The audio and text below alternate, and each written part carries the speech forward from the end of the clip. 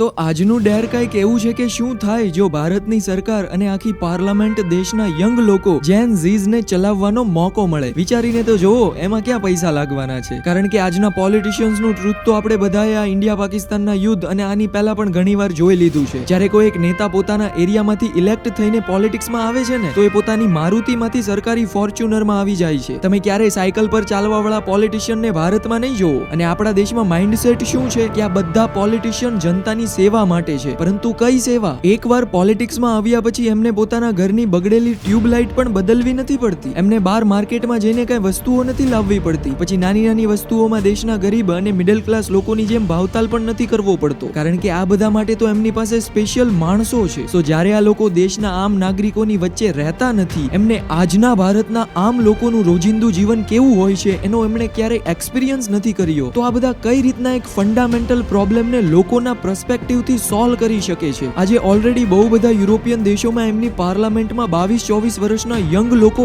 Elect થઈને આવી રહ્યા છે. પરંતુ આપણે અહીંયા તો આની લિમિટ જ 25 વર્ષ પછી શરૂ થાય છે. સો આ એક વિચારવા જેવી વસ્તુ છે. કારણ કે રિમેમ્બર, જે માણસ ટાઈમ સાથે નથી ચાલ્યો ને એને ઇતિહાસ ગવાહ છે કે ટાઈમે ચાલવા જેવો જ નથી રહેવા દીધો. લાઈક નોકિયાના 3310 ફોનની વાતો આજે પણ લોકોના મોઢે તમને સંભળાય છે. પરંતુ ક્યાંય તમે નોકિયાના એન્ડ્રોઈડ ફોનની તારીફ કોઈ લોકોના મોઢે સાંભળી ખરા? So be the change what you can C.